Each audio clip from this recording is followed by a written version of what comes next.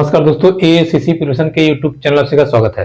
दोस्तों हम लोग एनसीईआरटी साइंस की वीडियोस को पढ़ रहे थे या एनसीईआरटी क्लास 9 और 10 की साइंस की पुस्तक को हम लोग पढ़ रहे थे। अब तक हम लोगों ने बायोलॉजी और केमिस्ट्री को कवर कर लिया है और हम लोग फिजिक्स का जो चैप्टर हमारा चल रहा है ध्वनि यानी कि साउंड के विषय में हम लोग पढ़ रहे थे और उसके चैप्टर्स को या इसको अच्छे से समझ रहे थे। पिछली वीडियो में मैंने आपको बताया ध्वनि क्या होती है, साथ ही साथ ध्वनि के कुछ गुणों को जैसे कि आयाम, तरंग दर, आवृत्ति, गुणता क्या है और तारत्व क्या है, इसके विषय में हम लोगों ने कल की वीडियो में चर्चा कर लिया था। आज हम लोग अपने इस चैप्टर को वहीं से स्टार्ट करेंगे जहां हमने खत्म किया था। तो आज का जो हमारा अगला टॉपिक है वो है ध्वनि का परावर्तन।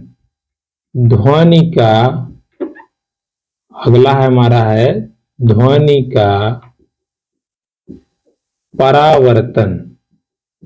ध्वनि का परावर्तन, ठीक है, या ध्वनि का परावर्तन कह लीजिए या इसे आप ध्वनि का प्रतिध्वनि भी कह सकते हैं।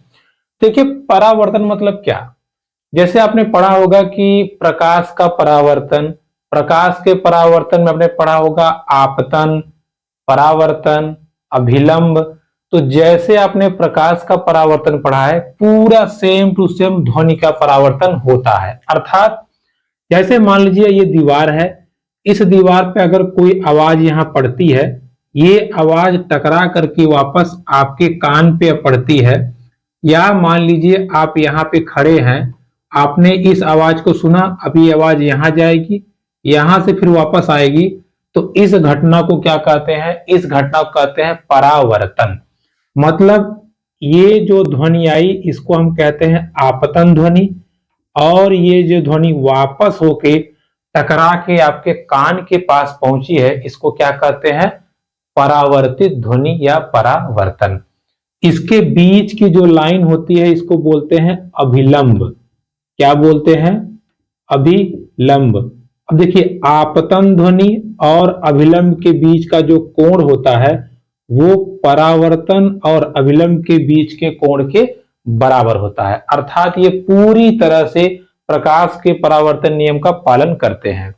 जैसे अब अगर आप कहीं मान लीजिए किसी पहाड़ी पे खड़े होकर जोर से चिल्लाइए तो कुछ देर बाद आपको आवाज वापस सुनाई पड़ेगी, या आप किसी हॉल में खड़े हो जाइए वहां आप बोलिए तो आपकी आवाज वापस आएगी। जैसे हम लोग कहते हैं यहाँ अवजिया लड़ रही है, तो लड़ रही है का मतलब यही है कि वो आवाज आपको वापस सुनाई पड़ेगी। किसी खाली मकान में चले जाइए, कोई भूत बंगले में चले जाइए, वहां आप जब आप बोलेंगे, जैसे हम यहाँ आपसे आपको पढ़ा रहे हैं, अगर ये कमरा पूरी तरह से खाली होता तो आवाज हमारी क्या होती, गूंजती। तो ये घटना क्या होती है, परावर्तन की घटना। ठीक है, परावर्तन की घटना, या आप कह सकते हैं कि ध्वनि का परावर्तन। क्लियर हुआ। ध्वनि का परावर्तन किसी इमारत से, किसी बिल्डिंग से, किसी खाली कमरे से हमारी आवाज दीवार से टकरा करके वापस हमारे कान पे जब पड़ती है तो इस घटना को हम क्या कहते हैं, परावर्तन। और ये घटना वैसी ही है जैसे आप किसी बॉल को फेंकते हैं और फिर कैच करते हैं, तो जैसे बॉल दीवार से टकरा के वापस आती है वैसे ही हमारी वॉइस दीवार से टकरा के हमारे कान पे वापस आती है, जिसको हम क्या बोलते हैं, ध्वनि का परावर्तन। ठीक है, क्या बोलते हैं, ध्वनि का परावर्तन। इसको आप ध्यान रखिएगा। क्लियर हुआ। चलिए अब हम आगे बढ़ते हैं और अपने आगे की चीजों को हम समझते हैं। देखिए अब जैसे बात होती है ध्वनि के परावर्तन के बाद में अगला जो टर्म हमारा आता है प्रतिध्वनि। ये क्या है, प्रतिध्वनि। देखिए प्रतिध्वनि की बात करें, जैसे आप किसी भूत बंगले में जाइए या किसी इमारत में जाइए, अब वहां पर चिल्लाइए है या हेलो, तो आपको ऐसा आएगा हेलो हेलो हेलो हेलो। ठीक है, यानी कि आपकी आवाज कई बार आपको सुनाई पड़ेगी या आपकी आवाज कई बार आपको सुना महसूस होगी। तो इस घटना को हम क्या कहते हैं, प्रतिध्वनि। ठीक है, किसी इमारत से या किसी बिल्डिंग से जब आपकी आवाज बार बार आपको टकरा के आए तो उसको हम क्या कहते हैं, प्रतिध्वनि। ठीक है, किसी इमारत से, किसी पहाड़ी से आपकी ध्वनि धड़ाक से जाए, लड़के वापस आप कान पर सुनाई पड़े, इसको हम क्या कहते हैं, प्रतिध्वनि। मतलब ऐसा लगता है ना कि जैसे सामने से व्यक्ति बोल रहा है। दोनों में अंतर समझिएगा। परावर्तन का मतलब यह है ध्वनि का टकरा के वापस आना, परावर्तन। प्रतिध्वनि का मतलब है वो आवाज कई भागों में सुनाई देना, ठीक है। इसको हम क्या कहते हैं, इसको हम कहते हैं प्रतिध्वनि। क्या कहते हैं, प्रतिध्वनि। क्या कहते हैं, प्रतिध्वनि। क्लियर। तो प्रतिध्वनि क्या है, किसी इमारत से परावर्तित होने के बाद में जब आपके कान पे कोई आवाज सुनाई पड़ती है तो उसको हम क्या कहते हैं, प्रतिध्वनि। देखिए जैसे मान लीजिए आप यहां खड़े हैं, ठीक है, ये आपकी हो गई मूल ध्वनि या जो आप बोल रहे हैं। बोलने के बाद में मान लीजिए यहां कोई दीवार है, यहां से टकरा करके ये वापस आई, ठीक है, इसको हम मान लेते हैं कि परावर्तन, ठीक है। यहां से ये टकरा के वापस आई और आपको अब कौन सी ध्वनि मिलेगी, अब आपको मिलेगी परावर्तित ध्वनि। कौन सी ध्वनि मिलेगी, परावर्तित ध्वनि। क्लियर हुआ, परावर्तित ध्वनि। यानी कि आप यहां से बोल रहे हो, यहां से टकराने के बाद में ये आवाज वापस आ रही है, आपको सुनाई पड़ रही है, इसको हम क्या बोलते हैं, इसको हम बोलते हैं प्रतिध्वनि। मतलब एकदम सेम टू सेम यही होता है, प्रतिध्वनि। प्रतिध्वनि बिल्कुल आवाज कम महसूस नहीं होगी, जैसे आपने बोला वैसे ही आपको सुनाई पड़ी, तो इसको क्या कहते हैं, प्रतिध्वनि। परावर्तन और प्रतिध्वनि। परावर्तन मतलब आवाज कम भी हो सकती है, लेकिन प्रतिध्वनि पूरा सेम टू सेम सुनाई देगी, ठीक है। इस घटना को हम क्या कहते हैं, प्रतिध्वनि। अब बात को समझिएगा, जैसे कि अगर हम जानते हैं कि ध्वनि की चाल कितनी होती है। ध्वनि की चाल के बारे में बात करें तो ये ध्वनि की चाल आप पढ़े होंगे या आप जानते हैं 300 कितनी होती है, 32। ये कब होती है, 0 सेंटीग्रेड पे। 0 सेंटीग्रेड पे चाल क्या होती है, 332 मीटर पर सेकेंड। लेकिन हम लोग जिस एटमॉस्फेयर में या जिस माहौल में रह रहे हैं, ये टेम्परेचर होता है रूम टेम्परेचर। रूम टेम्परेचर होता है 0 से 25 सेंटीग्रेड के आसपास। इस पे ध्वनि की चाल होती है 344 मीटर पर सेकेंड। और ये देखिए, ये आवाज मूल ध्वनि परावर्तक तल से टकरा के जब वापस आती है तो ये 0.1 सेकेंड में वापस आ जाती है, ठीक है। या प्रतिध्वनि सुनाई देने का समय कितना है, 0.1 सेकेंड। अब बात को समझिएगा, देखिए वेलोसिटी क्या है रूम टेम्परेचर पे, वेलोसिटी है हमारी 344। टाइम कितना है, टाइम है 0.1 सेकेंड। अगर हम यहां से डिस्टेंस निकाले, दूरी निकाले, तो दूरी का समय होता है स्पीड इंटू टाइम। स्पीड है हमारी 344, टाइम है हमारा 0.1 सेकेंड का, इससे मल्टीप्लाई कर दीजिए तो 34.4 मीटर हमारा उत्तर आ जाता है।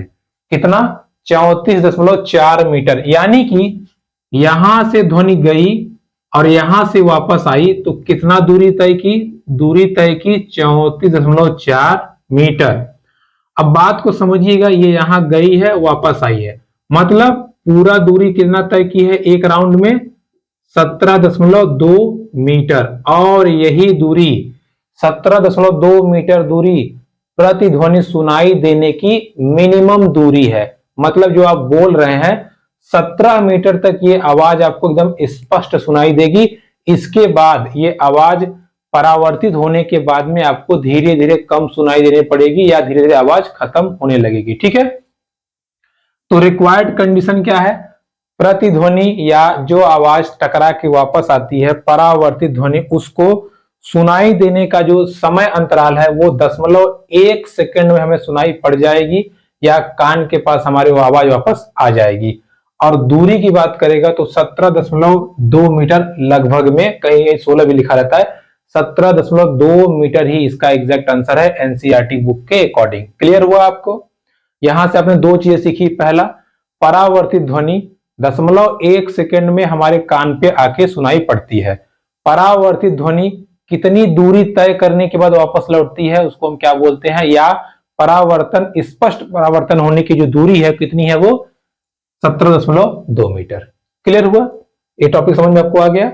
चलिए अब देखिए, इतना होने के बाद में जैसे कभी कभार बरसात के मौसम में हम लोग बादल कैसे धड़ाड़, मतलब एकदम गड़गड़ाहट सुनते हैं, धाड़ धाड़ धाड़ धाड़, मतलब ऐसा लगता है 10 बार लड़ रहा है। उसमें क्या होता है, जैसे अब देखिए होता क्या, मान लीजिए यहां हम खड़े हैं, यहां से बादल से आवाज आई, अब ये आवाज टकराएगी इस बादल के पास, फिर इस बादल के पास, फिर इस बादल के पास, तो सभी बादलों की आवाज हमारे पास आती है। इसलिए हमको लगता है कि बहुत तेज आवाज आ रही है। बहुत तेज नहीं आता, एक बादल दूसरे से टकराया, अब वो टकराने की आवाज तीसरे के पास जाएगी, वहां से टकरा के उसके पास जाएगी, वहां से यहां से, और सब टकराहट हमारे कानों पे जब पड़ेगा तो हमको लगता है कि इसे बहुत तेज आवाज हो रही है, जैसे बम ब्लास्ट हो रहा है। ठीक है, तो जो बादलों की जो गड़गड़ाहट है, बादलों की जो गड़गड़ाहट है वो किसका उदाहरण है? प्रतिध्वनि का। प्रति, जैसे आप कहते हैं ना फोटो कॉपी कर दीजिए, प्रति प्रति निकाल दीजिए, प्रति मतलब इसके जैसा ही निकालिए।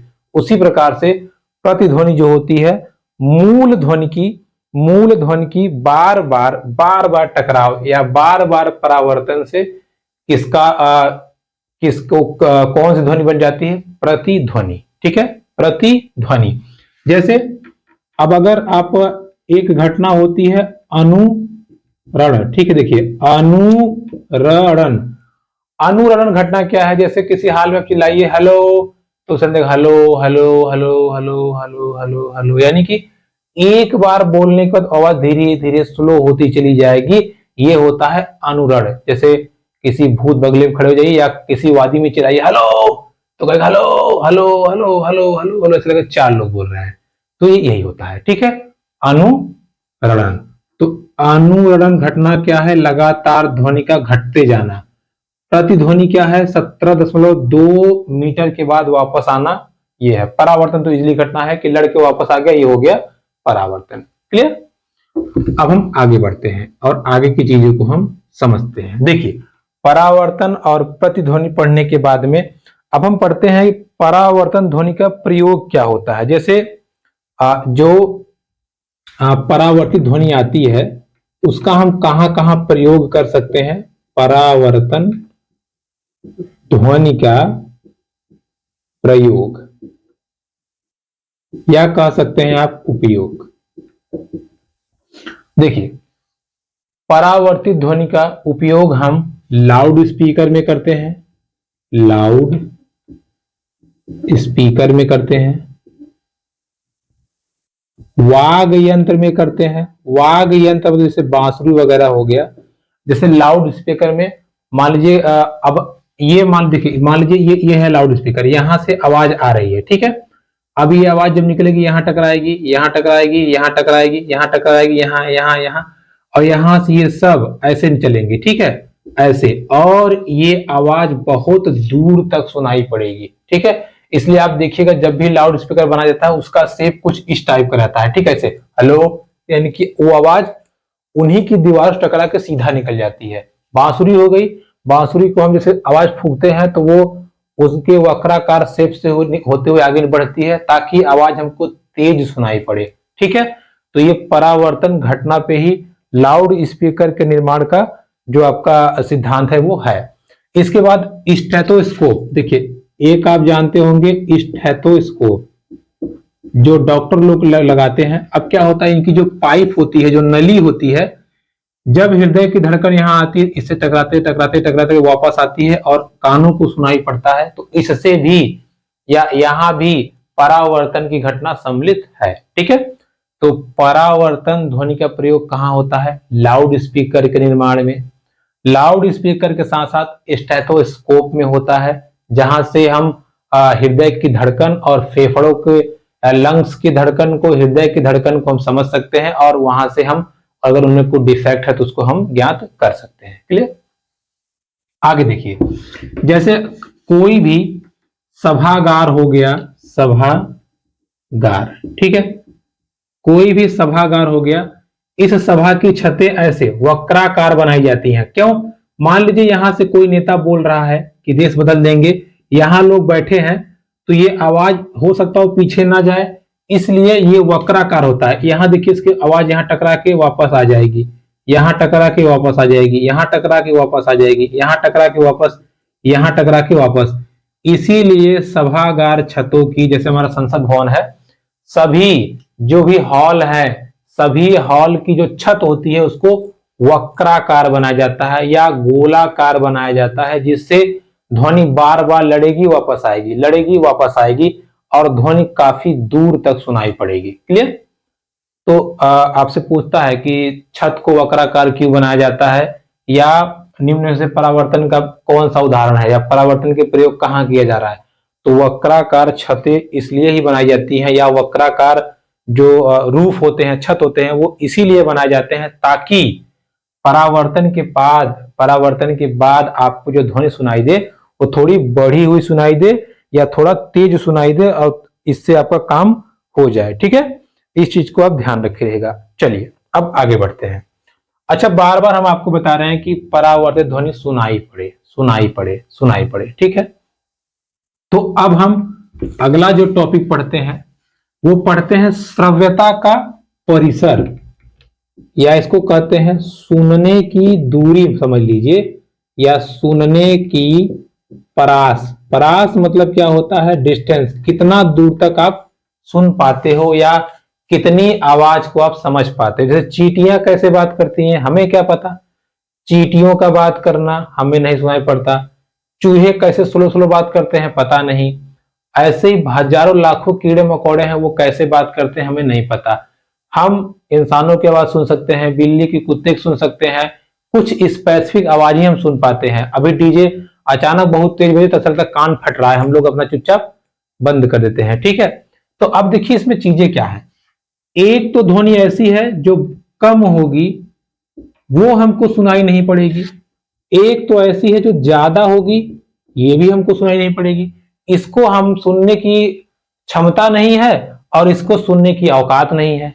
तो हम समझ लेते हैं, देखिए जिस ध्वनि को सुनने की औकात नहीं है उसको बोलते हैं पराश्रव्य, पराश्रव्य।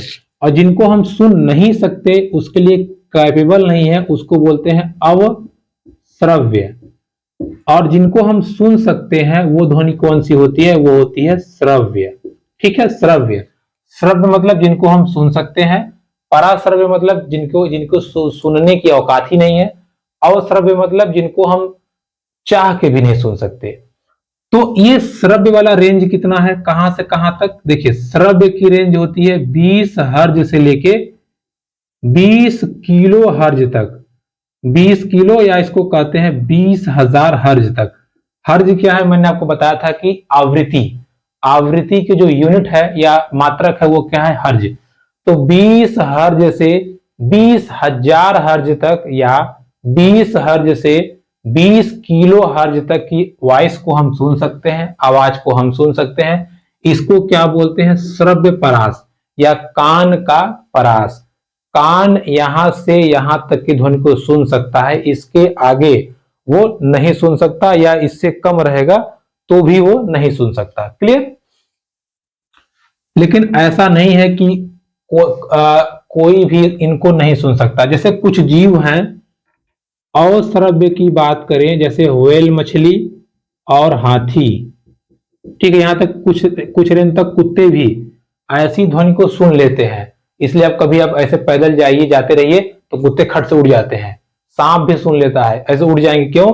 क्योंकि आपके पैरों की धमक इनको सुनाई पड़ती है, इनको महसूस होता है। तो अश्रव्य तरंगों को जैसे हाथी हो गया, कुत्ते हो गए, ये सब सुन सकते हैं। क्लियर। पराश्रव्य की बात करें तो चमगादड़, चमगादड़ के बाद में आपका पारपाइन,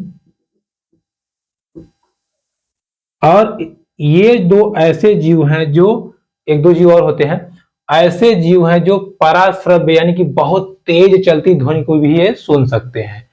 चमगादड़ तो इस ध्वनि का प्रयोग कैसे करता है पता है? चमगादड़ क्या करता है, पराश्रव्य तरंगों को निकालेगा। मान लीजिए यहां कोई कीड़ा जा रहा है, ये इससे टकराएगा ध्वनि और इसको ये सुनाई पड़ जाएगा, और चमगादड़ लपाक से पहुंच के इसको खा जाएगा। तो पराश्रव्य तरंगों का प्रयोग चमगादड़ भोजन या शिकार ढूंढने के लिए भी करता है।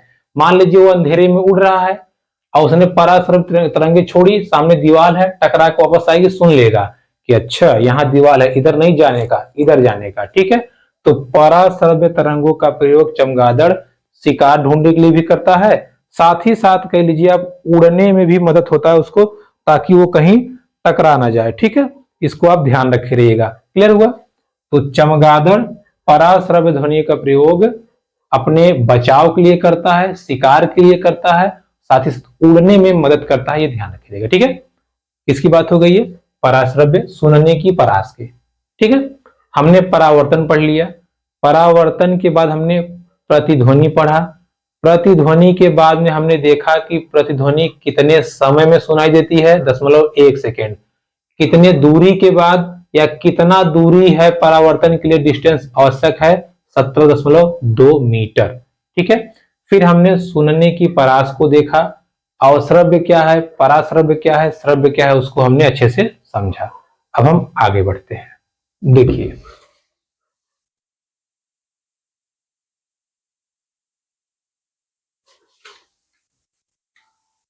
अब देखिए हम पढ़ते हैं प्रतिध्वनि का प्रयोग क्या क्या हो सकता है या क्या क्या होता है। प्रतिध्वनि का उपयोग, देखिए इसके पहले हमने जो पढ़ा था वो पराध्वनि थी। ठीक है, यहां प्रतिध्वनि का क्या क्या उपयोग हो सकता है हम उसको पढ़ने जा रहे हैं। देखिए, प्रतिध्वनि का प्रयोग होता है इलेक्ट्रॉनिक्स में। इलेक्ट्रॉनिक्स में क्या होता है हम समझाते हैं। देखिए, इलेक्ट्रॉनिक टूल में कैसे, जैसे मोबाइल फोन है या जो लोग कहते हैं ना जम्फर मरवा दे, जम्फर मतलब ये होता है जैसे मान लीजिए कोई बहुत छोटे छोटे टूल्स हैं एकदम, जो ऐसे हाथ से पकड़ नहीं पाएंगे और उसमें गंदगी है, तो क्या करेंगे आप? तो उसके लिए उसमें एयर, हवा के द्वारा जम्फर बनाते हैं। जम्फर मारने का मतलब है वो सारी वहां की जो गंदगी रहेगी सबको क्लीन कर देगा। ठीक है, क्या कर देगा? एकदम क्लीन कर देगा, एकदम साफ कर देगा। तो जो इलेक्ट्रॉनिक टूल्स होते हैं उनकी सफाई में, उनकी क्लीनिक में किसका प्रयोग किया जाता है? पराध्वनि का प्रयोग किया जाता है। ठीक है, पराध्वनि का प्रयोग किया जाता है। प्रति नहीं, पराध्वनि, ठीक है, सॉरी, पराध्वनि का प्रयोग किया जाता है। इसको आप ध्यान रखें। परा मतलब जो बहुत तेज हो। ठीक है, ये जो अभी था ना पराश्रव्य। ठीक है, आगे देखिए, इलेक्ट्रॉनिक टूल के बाद में इसका प्रयोग धातुओं में दरार खोजने में किया था। जैसे मान लीजिए धातु, जैसे लोहा हुआ वगैरह हो गया। अब मान लीजिए लोहे की ये पाइप का हमें यूज करना है, हमने लगा दिया पुल पे, पता चला यहाँ बीच में खोखला था, अंदर से हम देख पा रहे हैं क्या? अब पता चला पुल टूट के गिर गया, सब लोग मर गए। इसलिए यहां से तरंगे पास कराई जाती हैं और ये तरंगे यहां सुनी जाती हैं साफ साफ। एक संसूचक होता है, संसूचक, ये क्या करता है? इस किरणों को ये पकड़ता है। अगर पूरी की पूरी किरणें साफ साफ निकल गई, इसका मतलब है कि ये लोहे का जो टुकड़ा है एकदम अच्छा है, एकदम क्लियर है। लेकिन मान लीजिए ये रेज यहां आई, यही टकरा के यहीं से वापस लौट जाएगी। अगर यहीं से वापस लौट गई, इसका साफ मतलब है कि लोहे में बीच में कहीं दिक्कत है, कहीं खोखलापन है, कहीं दीवार है, कहीं टूटा है, कहीं फूटा है, और इस लोहे का प्रयोग नहीं किया जाएगा। तो पराध्वनि का प्रयोग धातुओं में दोष के लिए, धातुओं में कमी के लिए, धातुओं में दरारों का पता करने के लिए भी पराध्वनि का प्रयोग किया जाता है। क्लियर? चलिए, अब देखिए धातुओं का प्रयोग हृदय का चित्र बनाने में किया जाता है। हृदय का चित्र बनाने में कैसे? देखिए, पराश्रव्य जैसे पराश्रव्य, मान लीजिए अगर हृदय का सेफ है, हालांकि ऐसा नहीं होता है। अब यहां पढ़ा तो यहां से रिटर्न हो गया, फिर पढ़ा रिटर्न हो गया, फिर पढ़ा रिटर्न हो गया, फिर पढ़ा रिटर्न हो गया, ऐसे रिटर्न होता रहता है। और हमें हृदय का चित्र बनाने में थोड़ी सी हेल्प मिल जाती है, और इस प्रक्रिया को कहते हैं इको कार्डियोग्राफी। इको कार्डियोग्राफी या इसी को कहते हैं ईसीजी। ठीक है, क्या कहते हैं? ईसीजी। तो ईसीजी जो टेक्नोलॉजी है वो कौन सी टेक्नोलॉजी है? पराध्वनि द्वारा हृदय का चित्र बनाना या हृदय का प्रतिचित्र, छाया चित्र बनाना क्या है? हमारा इको कार्डियोग्राफी, ईसीजी। इससे क्या होता है कि अगर हृदय में कोई रोग वगैरह है तो उसका भी पता इस तरीके से हम लगा सकते हैं। ठीक है, इसको आप ध्यान रखिएगा। तो इको कार्डियोग्राफी या ईसीजी जो होता है वो पराध्वनि पे निर्भर करता है। अब देखिए, जो हमारे इंटरनल ऑर्गन्स हैं, जैसे कोई भी रोग हो गया, जैसे पथरी मान लीजिए हो गया, हमें लीवर की प्रॉब्लम हो गई, हमारे आंत में प्रॉब्लम है, पेट में प्रॉब्लम है, इंटरनल ब्लीडिंग हो रही है, शरीर में कोई भी किसी भी प्रकार का रोग हो, यहां तक कि भ्रूण जांच, जो कि अब इस समय कानूनन अपराध है, भ्रूण जांच मतलब जैसे कि संतान लड़का है कि लड़की है, इन सब का पता करने के लिए भी पराध्वनि टेक्निक का प्रयोग करते हैं, जिसको हम क्या बोलते हैं, अल्ट्रासोनोग्राफी। अल्ट्रासोनोग्राफी, या और सिंपल में कहें तो अल्ट्रासाउंड। ठीक है, तो जो अल्ट्रासाउंड है उसकी मदद से हम क्या करते हैं, उसकी मदद से हम जैसे शरीर में कहीं रोग है, हम क्या करेंगे, पराश्रव्य तरंगों को भेज देंगे। अब आप सोचिए, अगर आपने 10 लोगों को कहा कि जाओ बारिश में भीग के आओ, उसमें से एक बिना भीगे चला आया, इसका क्या मतलब है, इसका मतलब है या तो ये अपने साथ छाता लेके गया था, और या तो ये भीगा ही नहीं है, चुपचाप कहीं बैठा था कोने में दुबक के साथ में आया है। तो वही यहां होता है। अब जैसे मान लीजिए अगर आपको यहाँ डिफेक्ट है, यहां से किरणें आएंगी, यहां से आएंगी, ये सब जब वापस जाएंगी तो बताएंगे भैया इस्ट ओके, कोई दिक्कत नहीं, सब काम फिट टूस है। लेकिन जब ये आएगा तो मुंह बना के आएगा, तब आप पूछेंगे ना क्या हुआ हरामखोर, तब बताएगा कि यहाँ कुछ दिक्कत है। तो यही टेक्निक है, जब पराश्रव्य तरंगे जाती हैं, वहां से जब वो वापस आती हैं तो हमें पता चल जाता है कि यहाँ कुछ दिक्कत है या यहाँ कुछ गड़बड़ी है, जिसको हम क्या कह देते हैं, यहाँ कुछ डिफेक्ट है। और इस प्रकार हम शरीर के इंटरनल जो ऑर्गन्स हैं उनमें हम रोगों का पता लगा सकते हैं। क्लियर। और साथ ही साथ पथरी, जो आंत में रोग होता है पथरी, इसको हम खत्म भी कर सकते हैं। जैसे अब दवा नहीं खाना है तो जो पथरी एकदम जो छोटा कण है, इस पे हम पराश्रव्य तरंगों को बार बार भेजेंगे, और ये क्या करेगा, आवाज इतनी तेज होती है कि धीरे धीरे उस पथरी को तोड़ देगा, खत्म कर देगा, गला देगा, और गलाने के बाद में वो हमारा जो है मूत्र के मार्ग से बाहर निकल जाएगा। ठीक है, तो ये भी आप ध्यान रखिएगा। इतना प्रयोग होता है पराध्वनि के द्वारा प्रयोग, जिनमें आपको जो ये जो ईसीजी है बहुत इंपॉर्टेंट है, अल्ट्रासोनिक इफेक्ट जो है बहुत इंपॉर्टेंट है, जिनकी मदद से सोचिए मेडिकल लाइन में कितनी हेल्प मिल रही है पराध्वनि के प्रयोग से। तो कहीं ना कहीं तीनों साइंस एक दूसरे से रिलेट करते हैं। देखिए, इसका प्रयोग कर रहे हैं फिजिक्स, कहां प्रयोग कर रहे हैं, अंग पे बायोलॉजी, और प्रयोग करने को जो दवा देंगे केमिस्ट्री, यानी कि तीनों एक दूसरे से कहीं ना कहीं रिलेट करते हैं। ठीक है, इसलिए तो इसका नाम साइंस है। चलिए, तो इतना पढ़ने के बाद में अब थोड़ी चीजें और रह गई हैं छोटी मोटी, उसको हम समझ लेते हैं, फिर हम आगे बढ़ते हैं। देखिए, अब क्या होता है, जैसे मान लीजिए कभी कोई जहाज डूब गया, क्या हुआ, कोई जहाज कभी डूब गया, तो अब ये क्या होगा, एक दूसरा जहाज जा रहा है उसको पता करने की, कहां डूबा ससुरा। अब मान लीजिए वो जहाज यहां डूबा पड़ा है, यहां टूटा है, तो यहां से ये तरंग छोड़ेगा, जो पता करो, वापस आया, अरे यहां कुछ नहीं हुआ है, अच्छा तुम जाओ पता करो क्या हुआ है, अरे कुछ नहीं हुआ है, तुम जाओ पता करो, ये यहां जाएगा धड़ाक से, कहेगा हाँ हाँ हाँ साहब, हाँ साहब, वहीं मरा पड़ा है, वहीं मरा पड़ा है।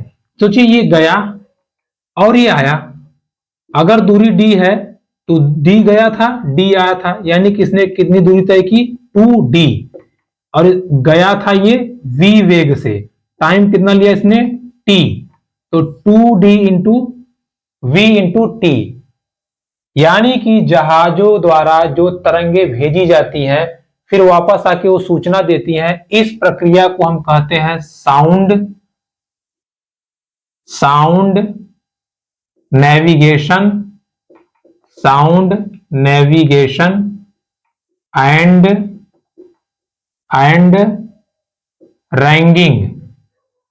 रैंगिंग, या एस ओ उठा लीजिए, एन उठा लीजिए, एंड का ए उठा लीजिए, आर का आर, तो सोनार। दिस टेक्नोलॉजी इज कॉल्ड सोनार। तो सोनोग्राफी या सोनार क्या होता है, सोनार की टेक्निक से हम पराश्रव्य तरंगों द्वारा डूबे हुए जहाज का, मलबों का, सोना चांदी का हम पता कर सकते हैं, और इससे हम रिकवर कर सकते हैं। ठीक है, तो सोनोग्राफी क्या होता है, सोनोग्राफी के माध्यम से हम डूबे हुए जहाजों का पता लगाते हैं, या जब हम चलते हैं, समुद्री यात्रा करते हैं, तो आगे आने वाली अड़चनों का, पहाड़ों का, चट्टानों का, और हवेल मछली जैसी भयानक चीजों का भी पता लगा सकते हैं, और अपनी यात्रा को सुगम हम कर सकते हैं। क्लियर हुआ। तो ये हो गए सोनार की प्रोसेस, इसको आप ध्यान रखिएगा। ठीक है, देखिए सारी चीजें आप जानते हो, सब आपको पता है, लेकिन बस थोड़ा सा उसको हम मॉडिफाइड करते जा रहे हैं ताकि आपको प्रॉब्लम ना हो। चलिए, अब हम ये सोनोग्राफी ओनोग्राफी पढ़ने के बाद में रिटर्न होते हैं अपने ह्यूमन पे। अरे यार सब यही पढ़ते रहेंगे, ह्यूमन पे नहीं पढ़ेंगे क्या? ठीक है, देखिए अब हमें चीजें सुनाई कैसे पड़ती हैं वो समझते हैं। देखिए जैसे मान लीजिए ये साउंड है, ये क्या है, ये लाउड स्पीकर है, यहां से आवाज निकली, ठीक है, यहां से आवाज निकली। अब ये आवाज हमारे कान पे पड़ती है, हमारे कान पे पड़ती है, ऐसे उल्टा बना दिए, ये समझिए ये कान पे पड़ती है। जो ये हिस्सा है, बाहरी हिस्सा जो है, इसको हम बोलते हैं कर्ण पल्लव। क्या बोलते हैं? कर्ण पल्लव या पिन्ना। ठीक है, कर्ण पल्लव या पिन्ना। चूंकि ये आवाजों को ढकेलते हुए भेज रहा था पाग यहां से, ठीक है, तो इसको हम क्या बोलते हैं? दाब परावर्तन। क्या बोलते हैं? दाब परावर्तन। दाब परावर्तन के कारण जो ध्वनियां कान के इस हिस्से में पड़ती हैं, इसको बोलते हैं कर्ण पल्लव। इसके बाद ये एक ऐसे पाइप के द्वारा अंदर जाती है। यहां पे देखिए एक हड्डी ऐसे होती है, फिर इसके बगल में एक हड्डी और होती है, और फिर एक ऐसे गोल सी हड्डी होती है। अब देखिए ये जो पहली हड्डी है, पहली जो हड्डी है उसको बोलते हैं मुगदरक। क्या बोलते हैं? मुगदरक। दूसरी जो हड्डी होती है इसको बोलते हैं दूसरी जो हड्डी होती है इसको बोलते हैं निराहू, और जो तीसरी हड्डी होती है उसको बोलते हैं विलयक। विलयक। अब देखिए ये विलयक है, निराहू है, ठीक है, एक सेकंड, निराहू है। दूसरी हड्डी कौन सी होती है? तीसरी इसको हम देख लेते हैं, निहानु, ठीक है, निहाई होती है, सॉरी, ठीक है, देखिए निहाई हड्डी। क्लियर? अब देखिए ये तीनों हड्डियां क्या करती हैं? इस ध्वनि को थोड़ा तेज कर देती हैं, या थोड़ा ये क्या कर देती हैं? बढ़ा देती हैं। इसके बाद में होता है कर्णावर्त। कर्णावर्त ये क्या करता है? ये कुछ इस शेप का होता है, ऐसे। कर्णावर्त क्या करता है? जो ये दाब परावर्तन है इसको ये चेंज कर देता है विद्युत परावर्तन में या विद्युत तरंग में, और अब यहां से कर्ण तंत्रिका द्वारा ब्रेन को यह सूचना भेजी जाती है कि हाँ भैया जी कोई ससुरा गरिया रहा है, तो ब्रेन कहता है मार ससुरे को, मार उसको, तो हम तुरंत रिएक्ट कर जाते हैं। अर्थात कहने का मतलब यह है कि जब ध्वनि कर्ण पल्लव से पड़ती है तो कर्ण पल्लव से अंदर जाने के बाद में दाब के फॉर्म में जाती है। वहां पर तीन चीजें होती हैं या तीन हड्डियां होती हैं, मुगदरक, निहाऊ और विलयक। निहाई, सॉरी, निराई, निहाई है, निराई लिखी है, ठीक है, निहाई और विलयक। ये तीनों हड्डियां क्या करती हैं? उस दाब परावर्तन को थोड़ा सा तेज कर देती हैं, और फिर ये सूचना कोक्लिया यानी कि कर्णावर्त तक जाता है, और कर्णावर्त ब्रेन को सूचना देता है कि हाँ कोई गरिया रहा है, उसको पीटो, तो ब्रेन कहता है मार ससुरे को, ठीक है, और हाथ उसको पीटने लगता है। तो ये बात हो गई सुनने की प्रक्रिया को। क्लियर हुआ? कौन सी? सुनने की प्रक्रिया। लेकिन मान लीजिए कभी इनमें से कोई डिस्टर्ब हो गया, इनमें से कोई डिस्टर्ब हो गया, इनमें से कोई डिस्टर्ब हो गया, तो हमको सुनाई नहीं पड़ता। या मान लीजिए किसी रीजन से ये पाइप फूट फाट गई तो हमें सुनाई नहीं पड़ता। उसके लिए हम क्या करते हैं? उसके लिए हम लगाते हैं कान की मशीन। कान की मशीन। देखिए मशीन में क्या होता है? मशीन में होता है एक माइक्रोफोन। माइक्रोफोन, माइक्रोफोन ये काम कर देता है, यानी कि इसको हटा दीजिए। अब माइक्रोफोन में लगा होता है एक एम्पलीफायर। एम्पलीफायर क्या करता है? आवाज को तेज कर देता है। आवाज को क्या कर देता है? तेज कर देता है। यानी कि इन तीनों हड्डियां, अगर ये तीनों हड्डियां भी डैमेज हो गई तब भी हमारा काम हो जाएगा। बात को समझिएगा। पहले क्या होता है? पहले होता है हमारा पहले हमारा होता है कान में क्या होता है यार? माइक्रोफोन, ठीक है, जो मशीन है, पहले माइक्रोफोन, फिर आपका क्या होता है? स्पीकर, और इसके बाद में यहां लगा होता है स्पीकर, और ये आवाज को सीधा कान के ड्रम पे फेंकता है, यानी कि कोक्लिया पे, और ये कोक्लिया लेके कहां जाता है? ब्रेन को सूचना दे देता है। क्लियर? तो कान की मशीन इस हिसाब से काम करती है। अगर आवाज आपको सुनाई नहीं पड़ रही है तो पहले क्या कहते हैं, माइक्रोफोन उसको रिसीव करेगा। रिसीव करने के बाद में वो कहेगा कि एम्पलीफायर से आवाज बढ़ाओ, तो आवाज उसको आप बढ़ा दी। जैसे आपने मूवी देखा होगा, एक जायंट लीवर की मूवी थी, उसमें हीरो कुछ बोलता नहीं, ऐसे कहता है, ऐसे मुंह जा रहा था तो उसको लगता है कुछ बोल रहा है, इसने अपनी आवाज तेज कर दी, फिर कहता हेलो, उसको कान दी ना सुनाई पड़ रहा है, यानी कि उसने तो फुल कर दिया, वो तो बोल ही नहीं रहा था। जब वो नॉर्मल बोला तो आवाज इतनी बढ़ गई कि उसको और दिक्कत हुई। ठीक है, तो इसलिए आप देखते होंगे कान अगर जब नहीं सुनाई पड़ता कहते हैं बैटरी खत्म हो गई यार, बैटरी लगाओ, तो बैटरी लगाते हैं। ठीक है, तो जो कान की मशीन होती है वो इस प्रकार काम करती है, पहले माइक्रोफोन, फिर एम्पलीफायर, फिर स्पीकर और लास्ट में ड्रम पे जाता है। क्लियर? तो दोस्तों ये था हमारा चैप्टर ध्वनि जो आज समाप्त हुआ। आज की क्लास में हम लोगों ने एनसीईआरटी क्लास 9 के फिजिक्स को हमने कवर कर लिया। अब हम लोग अगली वीडियो से क्लास 10 के फिजिक्स को कवर करेंगे।